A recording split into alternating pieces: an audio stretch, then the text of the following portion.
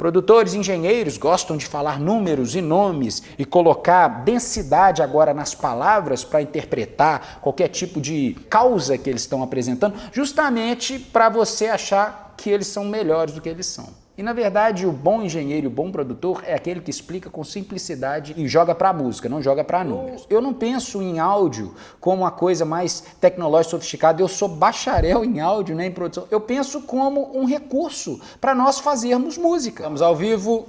Meus amigos queridos, amigos que querem aprender sobre o áudio, gravar os conteúdos com um pouquinho mais de qualidade, estou aqui representando a Universidade do Áudio para estar gerando valor para vocês em torno do que eu mais fiz na vida, né? Produção musical e na engenharia de áudio. Embora eu faça várias coisas, hoje em dia eu sou um especialista do marketing também, sou um performer, um artista, um compositor, mesmo com a polivalência, continuo apostando todas as fichas na tecnologia, vamos dizer assim, né? O apoio nosso hoje, a representatividade do conteúdo é em torno da Universidade do Áudio, porém gerando valor para os leigos. Quando eu falo os leigos, são aqueles que ainda não têm tanta intimidade com as ferramentas da produção musical, da engenharia de áudio e querem gravar melhores conteúdos dentro de casa. É complicado? Não, é bem simples na verdade. Algumas coisas que eu vou falar aqui são bem diretas. O meu diretor executivo, meu produtor, pessoa que está comigo na estrada, está comigo em todas as minhas empresas, faz parte de todos os elencos que eu pertenço profissionalmente, um dos caras que eu mais confio no mundo, o Wallace Lucas está aqui comigo. Eu conheço vários engenheiros, vários pseudos engenheiros ou várias pessoas emergentes na profissão se preocupando demais com o compressor, com o pré-amplificador, com os microfones mais caros e não pensam muito na fonte sonora. Então deixa eu resumir aqui para vocês, tá? A nível de qualidade, a fonte sonora é 70% a 80% do que você vai conquistar na sua gravação. Claro que valores são importantes, mas o mais importante é você assegurar que a sua fonte sonora é boa. O seu violão está afinado? Isso é uma coisa que acontece demais. Eu recebo muita guia, muito material e muitas vezes os instrumentos não chegam afinados. Então, se a gente não tem essa preocupação em afinar um instrumento, não é, Wallace? Isso acontece muito com a gente. É super importante a gente ter esse cuidado de estar com o instrumento afinado. Um piano, seja de armário, seja de cauda, ele só vai soar bem se ele estiver afinado. Não adianta qual técnica mirabolosa que eu vou colocar nos microfones, né, com o aparato técnico, se o piano em si, ele não está afinado. O Thiago até fez uma pergunta que eu acho que encaixa com o contexto dessa situação que você está falando. Ele fez, ó, pois não. Qual equipamento de áudio preciso ter aqui no home studio? Eu sei que é uma interface de áudio, um microfone, mas não estou conseguindo tirar um bom som ainda. Muito provavelmente pode ser por conta desses detalhes que você começou citando, né? E eu não vou nem falar do que vem para frente, né? Que é a questão da execução. Estou sendo bem claro agora quanto à parte do equipamento. Então a gente tem que prezar muito pela fonte sonora. O lado humano ajuda muito a aguçar a qualidade que a gente vai gravar. Então eu estou indo lá de trás da fonte sonora, aí a gente pega o nosso instrumento, seja, se for o canto, a gente já está acoplado ao instrumento, se for um instrumento como guitarra, violão, baixo, isso tudo depende mesmo dessa comunhão entre o artista e o instrumento. Agora, vamos falar um pouco sobre microfone, tá? Nem todo mundo vai ter acesso a microfones caros. Então, olha só de onde eu tô vindo, tá?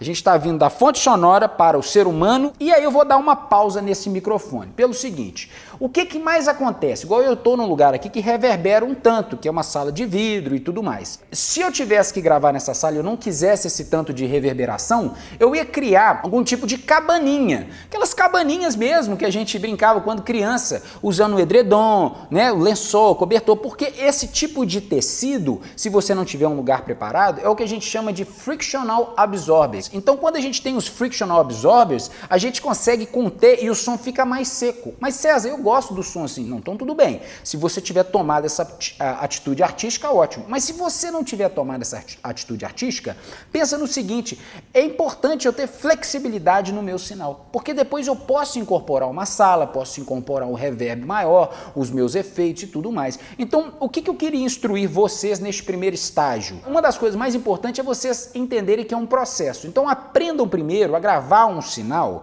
limpo, claro, cristalino, sem muitas deviações, sem muita adaptação de frequência, contenção da margem dinâmica, introdução de efeitos e tudo mais. Tentem gravar o instrumento flat, o mais flat possível. E parte disso é a zona geográfica que a gente está trabalhando, a acústica do lugar. Então, se a acústica do lugar não é privilegiada, é importante a gente conter essas reflexões. E uma cabaninha funciona muito bem. A gente já fez isso algumas vezes, né, ô Wallace? Já várias vezes. Áudio não é complicado. O que é complicado é o que várias pessoas que trabalham com áudio apresentam para vocês. Produtores, engenheiros gostam de falar números e nomes e colocar densidade agora nas palavras para interpretar qualquer tipo de causa que eles estão apresentando, justamente para você achar que eles são melhores do que eles são.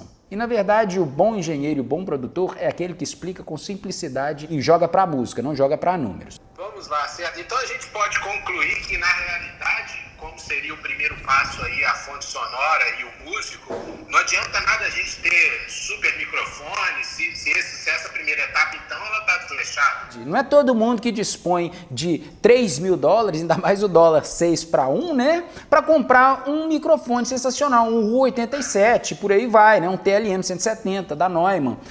Mas todo mundo pode, se fizer uma economia, não estou falando todo mundo, tá, pessoal? Mas existe se você é um músico, você tem que investir alguma parte em equipamento. E um equipamento barato é o SM57, que eu vou começar a falar sobre microfones agora. Tem gente que acha que para ter uma boa gravação, ou para iniciar nas gravações do próprio instrumento como produtor, precisa ter um microfone condensador. Isso não é verdade, né? Não, de jeito nenhum. Vamos agora abrir então, obrigado pela deixa, Wallace. Eu vou abrir agora um parêntese sobre microfones, tá? Um pouquinho da posologia do microfone, um pouquinho da construção do microfone. O microfone, ele é um transdutor. O que é um transdutor? O transdutor é um equipamento, um aparato, um aparelho, vamos dizer assim, que transforma um tipo de energia em outra. O que o microfone faz é transformar energia acústica em energia elétrica. Ponto final. Mas um liquidificador é um transdutor, uma luz é transdutor, né, que transforma um tipo de energia em outra, né, transforma energia elétrica em luz, o liquidificador, energia elétrica em movimento. Quem transforma uma energia em outra é um transdutor. Então, se a gente vai do primórdio que um microfone é um transdutor, existem estilos de transdução. Estilos de microfones que fazem transduções diferentes. E quais são elas? Não é simplesmente a classe dinâmico e condensador. Não. O fato da gente ter dinâmicos e condensadores é porque eles apresentam duas formas de converter energia acústica em elétricas diferentes, mas existe o microfone de fita, existe o PZM, por aí vai. Só que os microfones, na verdade, eles são classificados em dois grandes grupos, maiores ainda do que os dinâmicos e os condensadores. E quais são esses grupos? Aqueles que respeitam um estilo de transdução e aqueles que respeitam uma figura polar, que é a zona de captação. Então, em vez de a gente comparar simplesmente dinâmicos com condensadores, a gente tem que pensar no seguinte: estamos falando de figuras polares e tipos de transdução. O dinâmico, ele faz a transdução de uma forma mais primitiva, mais física mesmo, que é quando a gente tem movimento, porque na verdade o que o microfone faz? Ele pega esses movimentos e o microfone ele faz agora isso virar áudio, virar energia elétrica, a priori. O condensador, agora eu vou ser mais prático, eu fui muito técnico, tá? Porque eu posso ficar 2 horas falando disso, a Universidade do Áudio está aí para quem tivesse curiosidade. O condensador, ele capta mais frequências agudas, ele capta mais frequências graves também, ele capta mais frequências como um todo, ele é mais sensível e ele é mais claro do que o microfone dinâmico. Por que isso? Porque ele tem embutido nele um pequeno pré-amplificador, que pode ser via válvula ou via transistor. Existem os microfones valvulados que fazem isso via válvula, que são bem mais caros e raros, e aqueles que fazem isso via transistor, então, que é a maioria deles. Então, o microfone condensador, ele não necessariamente ele é o vetor de um sinal com qualidade, porque ele simplesmente está me apresentando que eu consigo captar mais frequências, mas às vezes as frequências que eu quero e que eu gosto e que eu preciso naquele meu instrumento estão numa faixa mais reduzida, resumida. Então, a gente não precisa ter esse tipo de preocupação.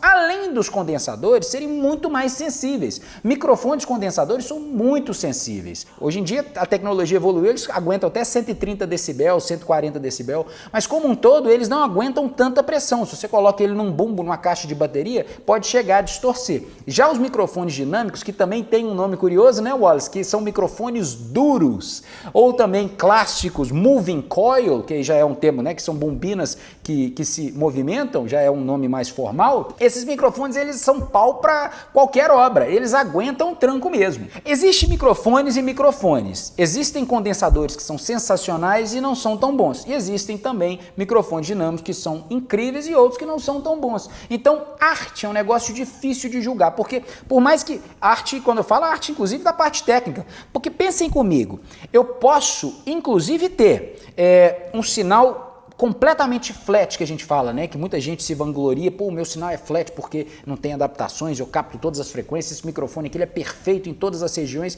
só que às vezes ele não tem os contornos, os timbres bonitos que um microfone dinâmico tem, como por exemplo, eu sou fã do SM57, é um super microfone para a gente estar contextualizando e usando, com valor de 89, 99 dólares. Sim. O Tadeu perguntou aqui para você dar um bom exemplo de condensador, um bom custo-benefício de um condensador, você consegue? Exemplos de microfones condensadores que eu adoro. São um pouco mais caros, talvez, mas é o melhor de todos no custo-benefício até 500 dólares. Para mim, tá? Porque isso também é arte. É igual virar e falar assim, eu gosto de uma Telecaster, eu gosto de uma Stratocaster, eu gosto de uma Gibson, isso aí é gosto. Agora, existe um condensador que é o Audio-Técnica 4050. Eu adoro esse microfone. Em degustações às cegas, geralmente ele fica no top 3 sempre, né? E olha que eu coloco microfones caríssimos às vezes na linha. Assim como o SM57, que é um dinâmico bem mais barato. Um dinâmico, digamos, na casa dos, igual eu falei, 89, 99 dólares, tá? Então fica essa dica. Agora, se você quer gastar um pouquinho menos, na casa dos 200 a 300 dólares, existe um que eu adoro também, que é da Audio-Técnica, que é o AE3033. Ele é inclusive microfone usado para palco. Você pode usá-lo em palco. Inclusive ele é feito para isso, mas você pode usar também nas suas gravações domiciliares, tá? Então assim, eu não quero entrar muito nesse contexto técnico, porque tem muita gente aqui que quer saber mais como gravar bem. Inclusive o Diego Félix falou assim, ó, viu um vídeo em que você fez uma captação muito boa apenas com o celular, gravando violão, carrom e outro instrumento, que eu não lembro qual. Sim. Qual foi o segredo dessa captação? Vamos lá. Inclusive o Wallace fez um vídeo super legal sobre o IMR. A pergunta do Wallace foi simples, foi o seguinte: como que faz para a gente gravar com celulares, múltiplos celulares, e depois a gente tem um produto disso? Eles viram um vídeo meu falando sobre isso e a técnica... A pergunta foi do Diego Félix. Valeu, Diego. É a técnica IMR. E eu traduzi. O que é o IMR? É uma técnica que eu criei mesmo, que eu desenvolvi em torno de gravações com celulares e pós-produção, mixagem futuras, que se chama Informal Multitrack Recording. E o que eu faço nessa IMR? Qual que é a dica, tá? É eu alinhar os celulares numa certa distância e com certos cuidados, da qual eu consigo registrar ensaios informais, eventos informais, shows, porque o que acontece muito são pessoas ficarem fragilizadas porque teve algum probleminha numa música e tal, mas gostaram do todo, e aí ficam não querendo usar isso. Mas se a gente grava multitrack, muitas vezes a gente consegue editar. Então eu peço para as pessoas colocarem o celular próximos aos seus instrumentos. Então quando a gente faz isso, a gente vai ter um áudio de cada uma das pessoas. E neste caso, inclusive do cantor, você pode posicionar o celular. Eu geralmente posiciono o meu lapela ligado ao celular e coloco para gravar bem próximo ao microfone e invólucro com uma fita. Eu tô falando que é a melhor gravação do mundo, mas você não precisa levar. Não, mas não é um sistema Pro Tools que você tem que levar. É o que todo mundo chega, vamos lá, vamos gravar, beleza. Coloca os celulares, faz às vezes, igual eu falei, demonstrei com lapela, dependendo do seu instrumento, dependendo se for canto, e aí aperta REC em todo mundo. Com uma palma equidistante batida, eu vou saber o ponto de sync. Então nessa, eu sei o sync para depois, num software, pegar todos esses áudios e agora syncar e a gente ter multitrack, mesmo que informais, de cada um dos instrumentos. Então eu posso aumentar o baixo se eu quiser, eu posso abaixar a bateria. Quando que a gente não tem isso, né? Numa gravação onde só tem bateria, ou só tem um instrumento, só tem guitarra alta. E a gente fazendo dessa forma, a gente tem habilidade e um pouquinho mais de flexibilidade de estar não só pós-produzindo, que é editando, que é afinando uma coisa ou outra, como também confluindo todas essas tracks e equilibrando elas, fazendo uma mix, colocando reverb, compressão e tudo mais. Então, e é tão simples. Então acaba a gravação de um show, 50 minutos, 1 hora, você vai e passa com AirDrop em segundos, porque é um arquivo até leve, para o meu celular. E aí eu recolho tudo isso, vou para o meu computador da mesma forma, jogo via AirDrop e agora tenho todas essas tracks, todos esses sinais para abrir no meu software, no meu Pro Tools. Ah, mas eu não tenho Pro Tools, eu não sei mexer no Pro Tools. Você pode fazer download de vários softwares gratuitos ou mesmo demos na internet e você vai ter agora como abrir essas tracks e equilibrar como você quiser. Então este processo se chama IMR. Isso só que eu faço com um pouquinho mais de cuidados, igual eu falei, no sentido da fase sincar com a palma, no sentido de quando a gente tem um instrumento que tem muita emissão, igual guitarra ou bateria, eu coloco quase que um band-aid, uma fita assim em volta do microfone, para ele segurar um pouco mais, ou um algodão. É sério, é uma gambiarra mesmo, mas é para ser gambiarra, é algo informal. Todo mundo tem celular, eu não preciso levar cabos e cabos, microfones e microfones para ter um registro disso. Pois não? Então, é uma dúvida aqui, aproveitando a deixa, eu perdi ele aqui. Ele falou que ele só tem 2 canais, como é que ele faz para gravar a bateria? Explica primeiro, por exemplo, como é que você resolve o MR na bateria, que são diversas peças, e Sim. Você tem um microfone do bateria. Como é que ele faz aqui, já que ele tem só 2 canais, como é que ele grava uma bateria? Que seria, como ele posiciona esses 2 microfones? Sensacional, obrigado, Wallace. Muito inteligente a sua parte chamar atenção para isso. Imagina que eu tenho 2 microfones. E eu consigo com 2 microfones alguns outros resultados, né? Assim, porque eu já entendo um pouquinho mais do processo de pós-produção. Eu facilmente colocaria 2 overheads, ponto final. Mas César, e o bumbo, e a caixa, os tom-tons? O overhead, vamos falar primeiro por esse cenário. Se eu gravo com 2 microfones, os overheads vão me dar o sinal do bumbo, o sinal da caixa, só que não vai ser com aquela pressão que eu queria, com aquele som na dimensão que eu gostaria. Mas ele vai me dar o local onde ele foi tocado. Então, se eu gravo com 2 overheads, onde eu tenho o som da bateria como um todo, eu posso depois fazer um replace dessas peças. E como que eu faço esse replace? Ensino isso tudo na Universidade do Áudio, tá? Uma vez que eu gravo com os overheads, eu sei onde está o bumbo, eu sei onde está a caixa, eu sei onde está o surdo, o tom-tom, e aí eu corto ele, colo cada uma dessas peças com atalhos muito rápidos. O Wallace já me viu reconstruir uma bateria toda em 5 minutos, né, Wallace? E é isso mesmo. Pode falar. Verdade, muito rápido, muito rápido. E a gente vai com esses detalhes e atalhos reconstruindo cada uma das peças a partir de uma informação do overhead. Então eu gravo o overhead e aí eu vou saber onde está o bumbo, a caixa, o tom. Eu só desloco para uma track inferior. E aí depois eu substituo todos esses sinais de bumbo por um bumbo sampleado, que eu posso agora ter algum tipo, vamos dizer assim, de adição ao sinal, da qual vai ter um pouquinho mais de dimensão, mais punch, mais peso, mais pressão e por aí vai. Essa é uma das formas. Se você não quiser trabalhar assim, aí eu te instruo a fazer o reverso, o contrário. Você coloca um sinal no bumbo e um na caixa. E aí você vai fazer um overhead de celular. Você coloca 2 celulares de overhead, atrás mesmo ou mesmo em cima. A gente tem técnicas para isso, 3-para-1 ou ear ring. Você fala assim, você é louco, você vai gravar com o celular? Você não tem opção. E, aliás, o nome dessa live é Áudio Ajuda. Eu quero ajudar vocês com recursos que a gente tem nas mãos às vezes. Um celular é uma ferramenta muito poderosa. E aí agora eu tenho gravado o bumbo e a caixa. E aí eu posso gravar com o celular e depois eu importo o sinal. Você tem que tomar cuidado para estar no mesmo sample rate, isso não é difícil, né? Para que a gente consiga sincar isso e não ter outras deviações. É o cenário principal e perfeito? Não. Vão ter problemas de fase? Vão. Mas é uma gambiarra que pode funcionar num estúdio modesto. Mas de todas essas, o que eu faria é isso. Overhead e depois eu usaria o sample. É estranho, né? Eu que sou sócio e professor, chefe da Universidade do Áudio, tá dando dicas tão assim, né, que alguns podem achar chulas, mas na verdade eu não penso em áudio como uma coisa mais tecnológica, sofisticada. Eu sou bacharel em áudio, né, em produção. Eu penso como um recurso para nós fazermos música. Eu gosto do poder do conhecimento, dos fundamentos, dos conceitos, para eu me libertar artisticamente. Da mesma forma que eu gosto de harmonia, saber todos os acordes, as escalas, para na hora de eu improvisar eu não pensar em nada. Eu ser livre. Muitos músicos, Wallace, como vários outros profissionais, e cada um vai se identificar no seu ramo, são muito atados a máximas. Ou tenho isso ou eu não consigo fazer. Ou eu tenho um produtor executivo igual do nível do Wallace e eu não vou conseguir ter uma carreira agora deslanchada. Ou eu vou ter uma pessoa para vender meus shows, ou eu vou ter um equipamento violento, um microfone, não sei o que, uma guitarra.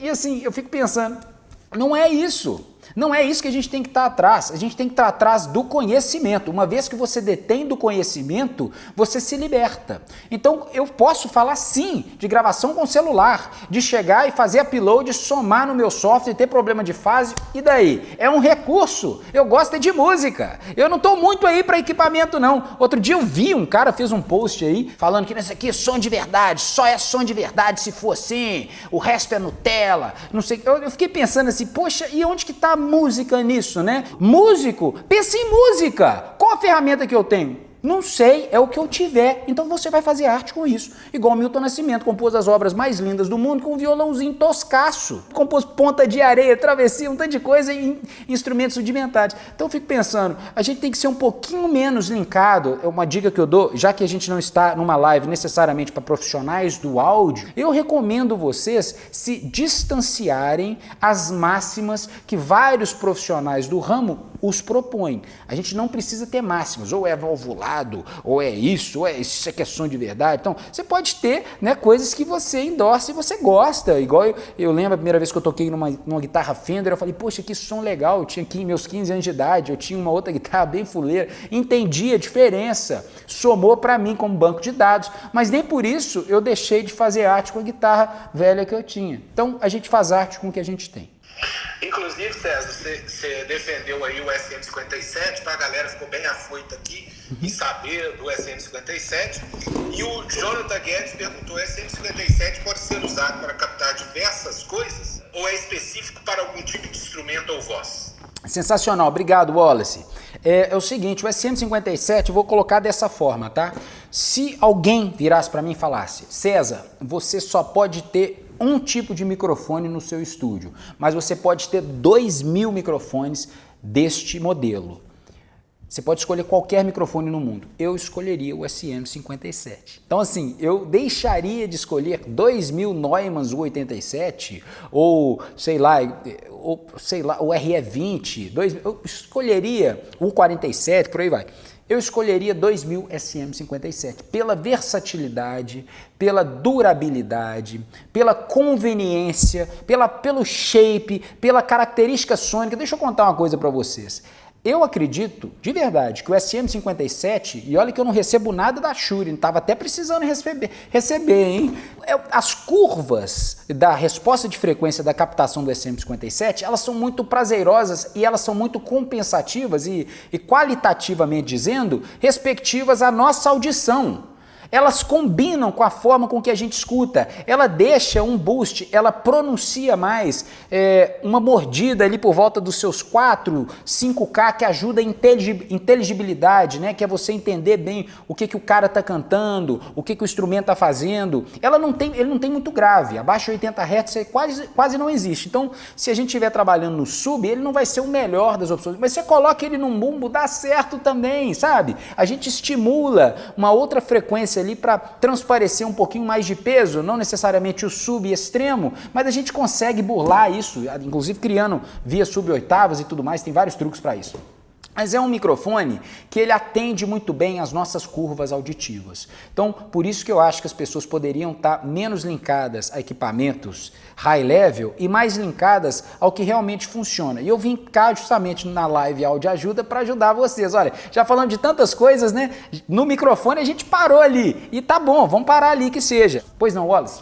César, então aproveitando aqui o Roberto, tem duas perguntas excelentes, é muita pergunta boa, mas o Roberto fez uma pergunta que eu acho que vai encaixar. Eu tenho um SM58, ele atinge o mesmo nível do do SM57? Bom, não é à toa que eu amo o Wallace, ele já está comigo há muitos anos, ele sabe exatamente a minha resposta, né? O SM58 é mais ou menos, se não o mesmo, projeto do SM57. Um dos meus amigos, que inclusive chegou a trabalhar comigo na Music Playground, estudou comigo, ele foi para a Shure, trabalhar na Shure.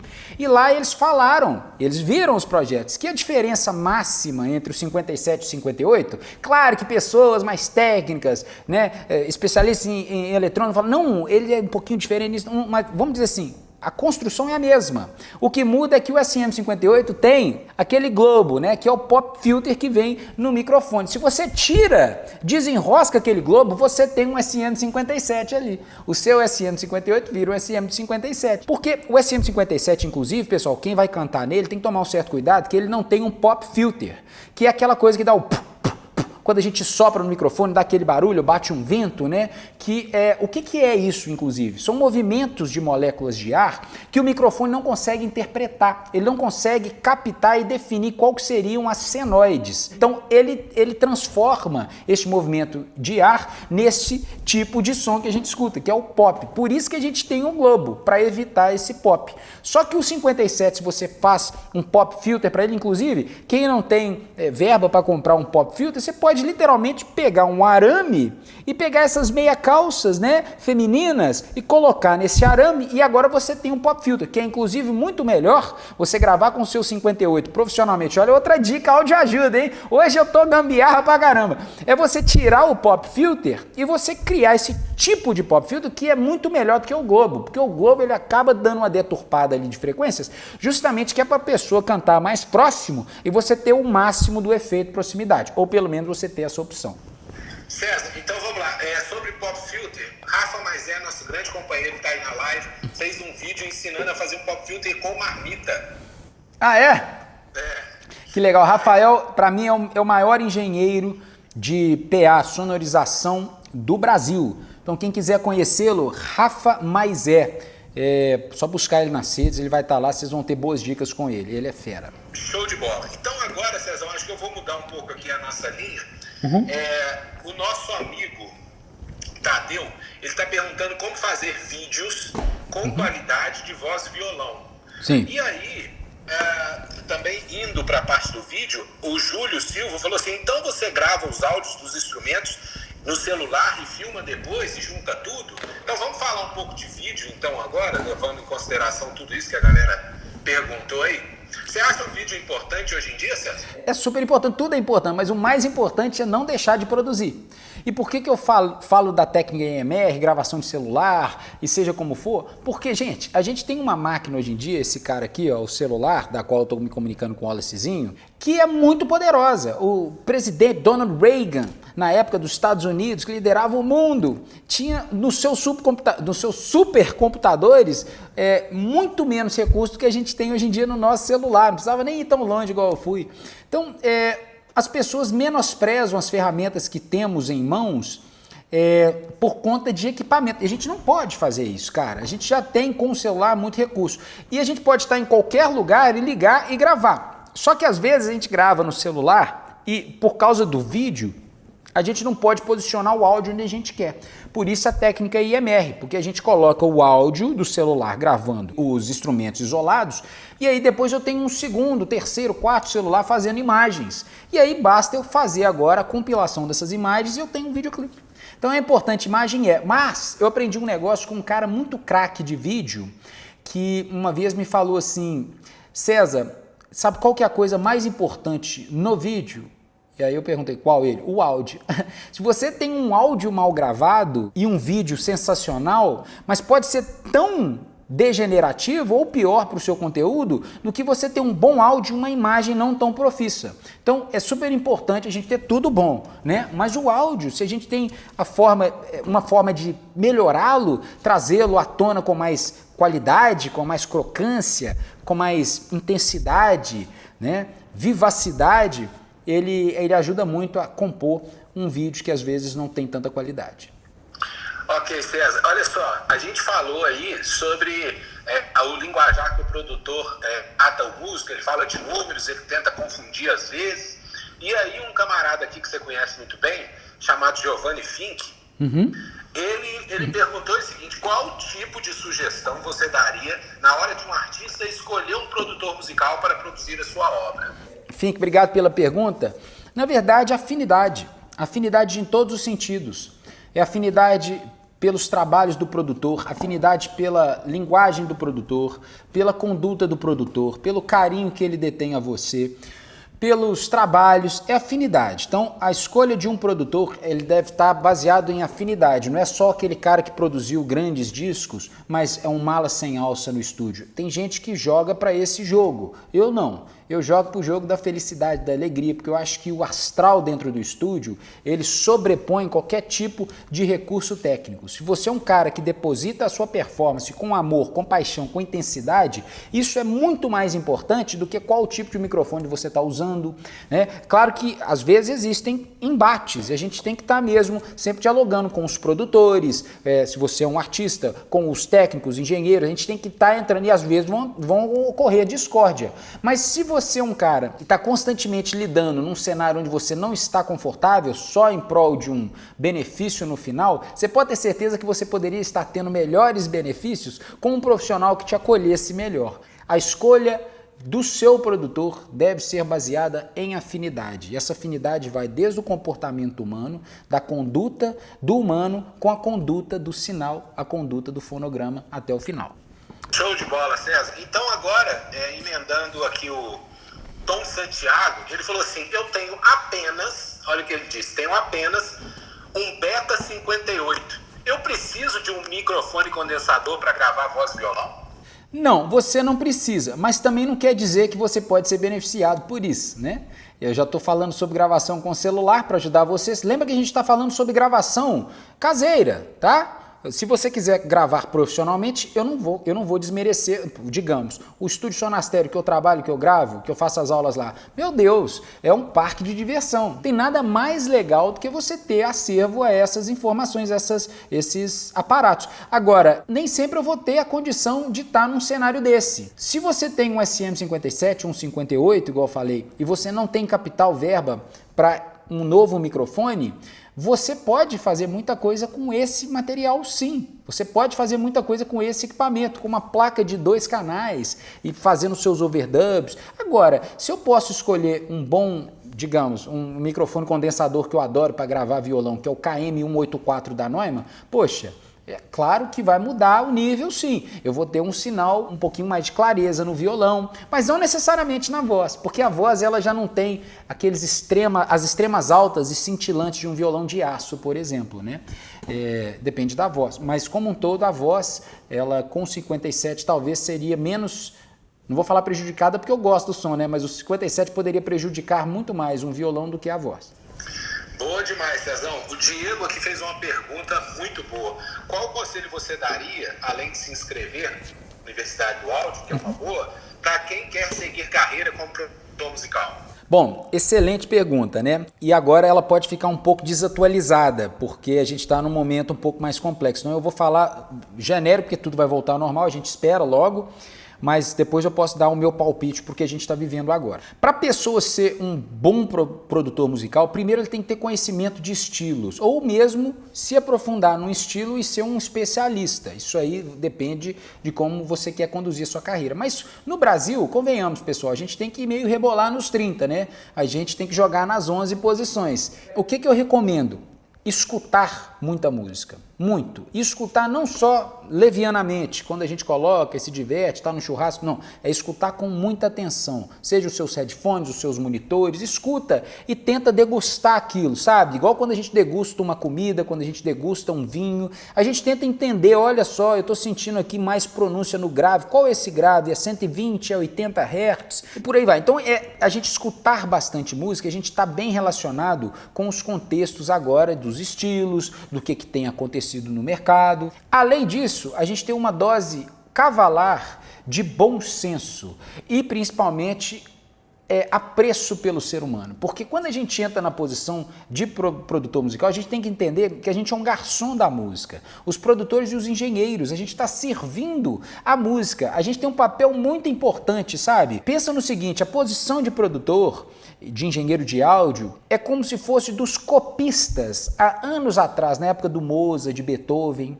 né? O que eram os copistas? Eram as pessoas que escreviam as obras, partituriavam as obras, passavam a limpo as obras desses grandes artistas para elas ficarem eternizadas. Então o que a gente faz? A gente eterniza a obra de um artista. Então é muito sério isso. A gente está criando um legado para o artista. Porque se não for por nós, esse artista não vai, eu estou falando a nível profissional, eles não vão ter a obra dele gravadas, eles vão ter o legado dele registrado. Então, quando a gente passa a ver a profissão dessa forma, a gente entende que o produtor que paga de manda-chuva, que quer ser o bambambam, o cara que, né, eu sou autoridade e tudo, mas ele está perdendo uma oportunidade absurda de pensar em outra forma. A gente tem que ser, muitas vezes, o escudo do próprio artista e blindar o artista para ele não estragar a própria obra, né? Mas a gente tem que pensar sempre no artista, a música é do artista. Eu vou lá, faço o meu disco para o artista, né? Eu vou lá, faço o disco para o artista, depois eu vou para um próximo e vou para um próximo. Então a gente tem que ter muito carinho para com a obra e para com o artista. Só que a gente não seja apegado completamente ao que seria a sua escolha principal, a sua decisão, a sua opção. É melhor que a gente entre em contato com o artista eternamente, para que, eternamente enquanto dure, durante o processo de gravação, para que a gente esteja sempre traduzindo as vontades do artista, porém com o nosso know-how, com o nosso aparato técnico, e muitas vezes a gente tem que entrar em conflito e brigar com o artista sim, para ele mesmo não prejudicar a própria obra. Agora vamos falar um pouco de instrumento em linha. Qual a melhor maneira de você gravar voz e violão? Se é indicado gravar o violão em linha também. Mas por que não gravar linha? Eu já gravei violões em linha que me salvaram várias vezes, né? Não é o som que eu mais gosto, mas tem cada linha hoje em dia tão boas que dá para aproveitar muito bem. O próprio James Taylor usa a linha muito bem, há muitos anos, na verdade, nele. Mas aí você pergunta, é por causa da linha do violão do James Taylor somente? Não, por causa do toque do James Taylor, por causa do instrumento, por causa de tudo, né? Mas voltando ao assunto, sim, grave a linha pode ajudar muito. Esse som direto, principalmente quando a gente trabalha com voz e violão, ele pode ajudar a minimizar os vazamentos da voz no microfone do violão. É super importante a gente gravar linhas, a gente pode gravar ela assim, porque ela pode ser um grande backup da sua obra. É mais por aí. Ok, perfeito, César. Olha só, nós temos uma pergunta aqui do Túlio Silva muito legal. Para mim, pelo menos aqui, foi muito legal. Observe seus vídeos da Universidade do Áudio, que você sabe exatamente ou muito perto o exato número de hertz das frequências. Como chegar nessa habilidade? Como julgar se uma certa frequência está boa ou não?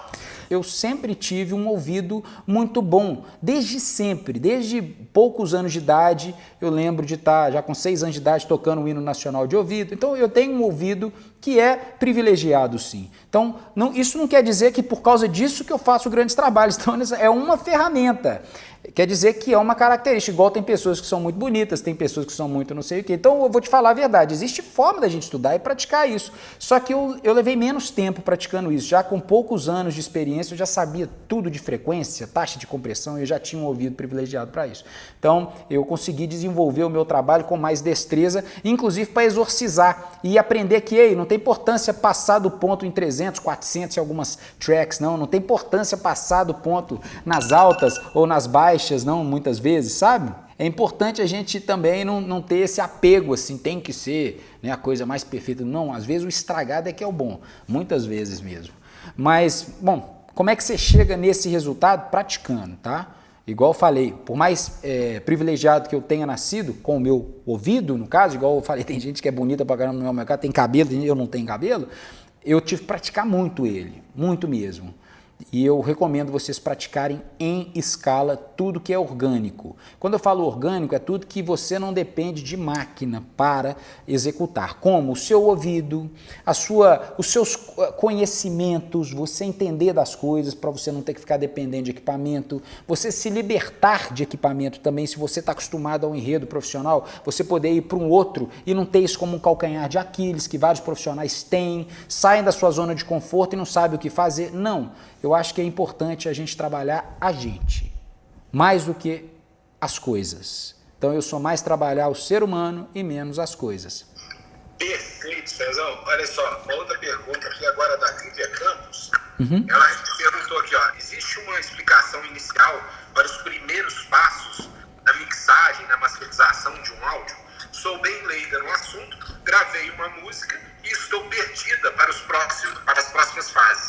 É difícil, como é que eu vou resumir assim, como fazer uma mixagem que você vai gostar? É você praticando, você não ter medo de praticar. É literalmente abrir um equalizador, sair filtrando, trabalhando seus filtros, os seus boosts e cuts no equalizador, trabalhar os seus dinâmicos, começar a entender como é que um compressor FET trabalha, que é um estilo de compressão, um VCA trabalha, pensar como é que um Fairchild, um Variable Mu trabalha, ou simula isso, né, digital, e agora assuntando, colocar os seus reverbs, os seus delays, aprender a se educar, pô, esse reverb aqui, ele é mais arenoso, né, ele parece um plate reverb, ou aqueles mais densos, mais robustos, como por exemplo um concert hall e por aí vai, um room, né, com size elevado. Então, eu vejo mais dessa forma, é um experimento, vai brincar, cara. Deixa eu dar agora um papo aqui super reto para vocês, tá?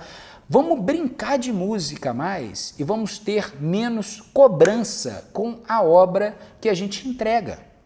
Se vocês não são profissionais ainda, vocês vão virar profissionais brincando de música, só que brincando profissionalmente. Não deixem de brincar, de se divertir com aquilo, sabe? O fato de vocês serem músicos, cantar, tocar, se divertir e entrar, né, ter entrado nessa, ter quis tocar em palcos, engajar com pessoas, gravar os seus discos, compor. Isso é porque a gente se diverte. Se você pega essas tracks, você já fala, o que eu faço? Agora eu não sei o que eu vou fazer. Você fica louco. Então tenta otimizar agora a sua energia para coisas boas que você possa fazer, sabe? Para coisas divertidas, coisas legais. Não preocupa com o resultado final. Preocupa com o processo de curtir. Aí você faz uma mix, você fala assim, nossa, cheguei, eureka, tá demais, tá bacana pra caramba. Aí você acorda no outro dia, você escuta e fala assim, nossa, tá uma bosta, não curti nem um pouco. Vai acontecer isso várias vezes, só que esse é o processo de se educar. E aí você vai ver que tava uma bosta mesmo, você vai voltar agora para sua mixagem e vai dar umas pinceladas e vai aprender uma nova coisa, um novo recurso, vai aprender a driblar essa situação, até se chegar num ponto que você fala assim, poxa, agora eu já entendo bem sobre os meus gostos. E aí você vai chegar na seguinte dimensão, eu sei o que eu quero, eu só não consigo fazer ainda. Opa, então a gente está um nível acima. Eu já agora consigo entender o que eu gostaria de tirar dessas tracks. Eu só não consigo executar. Aí você vai passar para o próximo estágio. Agora eu vou executar. Até você fazer, igual hoje em dia eu faço muitas vezes na mixagem, que é o contrário, em vez de eu desenhar a minha mix num canvas, pensa assim, né? Vamos pensar em pintura, agora vocês vão gostar. Eu chegar e desenhar, né, as frequências e montar aquele quadro perfeito, bonito, inteligível, eu pego um balde de tinta e jogo tinta, arte moderna, e jogo outro balde e saio pintando meu quadro com essa anarquia, justamente para essa coisa agora que eu criei, caótica, ter um contexto artístico e eu driblar isso agora com outras ferramentas. Você entendeu? É tão artístico o processo. Muitas vezes eu escrevo a letra da música e a letra da música vai me guiar sobre efeitos que eu vou fazer, sobre, será que eu uso isso mono, estéreo, no refrão eu abro estéreo, mantenho mono no verso, coisas do tipo, para eu agora criar contextos artísticos. Então o que eu mais recomendo todos os profissionais do áudio trafegarem é a sua emoção. Não deixar nunca de ser feliz, de brincar, né, de ter essa coisa do playing, do se entreter com a própria obra, de acordar mais cedo porque você quer logo trabalhar com o que você está fazendo e dormir mais tarde porque você não aguenta, você tem que descansar, né? A gente vive música intensamente, só que a gente só vive música intensamente se a gente não tem azia, se nada nosso nos incomoda durante o processo da construção. A gente tem que ser menos, a gente tem que levar a gente menos a sério. A palavra é essa, leve vocês menos a sério e se divirtam mais, sejam mais felizes com música do que cobrança. Show de bola, Cezão.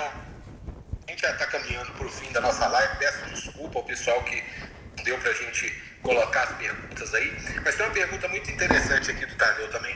Um home studio necessita necessariamente de isolamento acústico? Boa pergunta, né? Na verdade, tudo vai do que você consegue investir.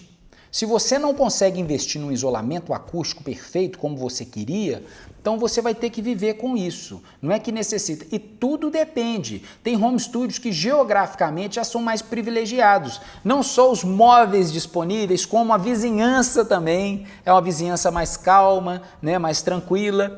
E tem home studios que é no centro. Eu tenho um grande amigo que é o Giovanni Fink, cara assim que eu uso como exemplo nessas questões. Ele mora no centro de Juiz de Fora e passa carro, passa barulho de trem, caminhão, ônibus. O white noise é quase que latente e ele faz grandes trabalhos incríveis, de nível profissionalicíssimo, né? Quando eu falo nível profissional, eu tô falando assim, muito profissional. E ele consegue fazer isso num cenário, muitas vezes, distorcido.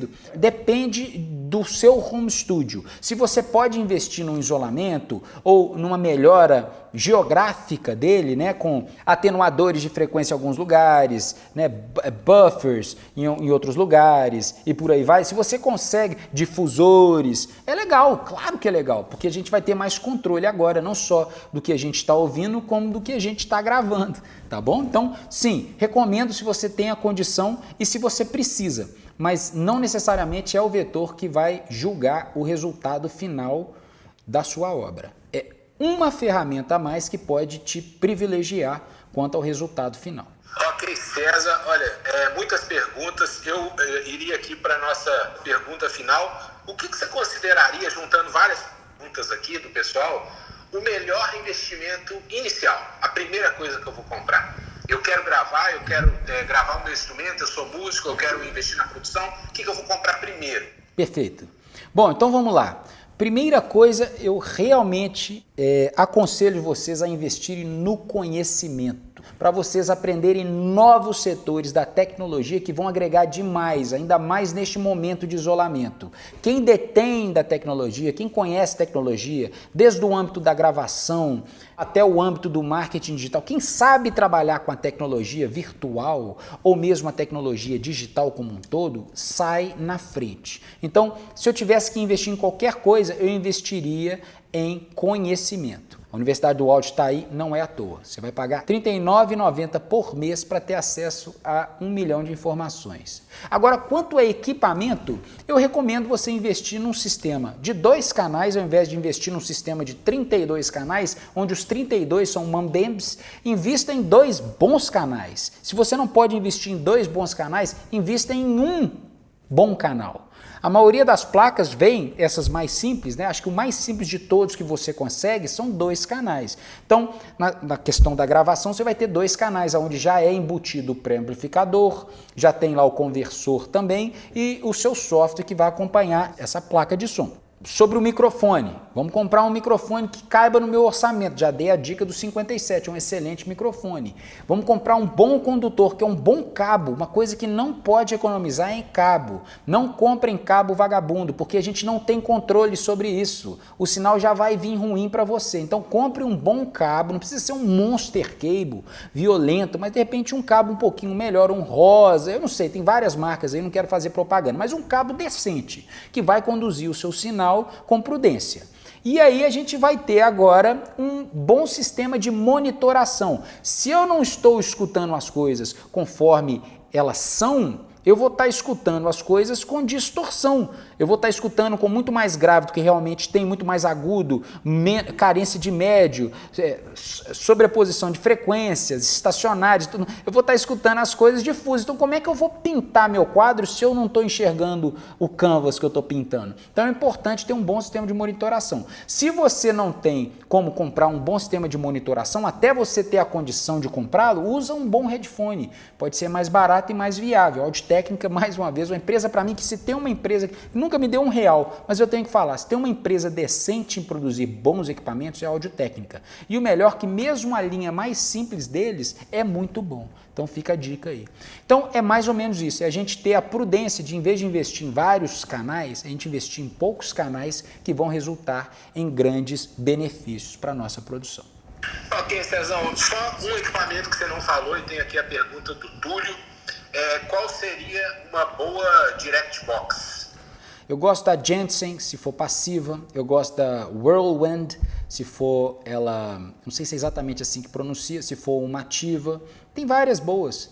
Se você tem a oportunidade de chegar numa loja de instrumento e fazer o teste, escuta e vê se você gosta, né, do que você escuta.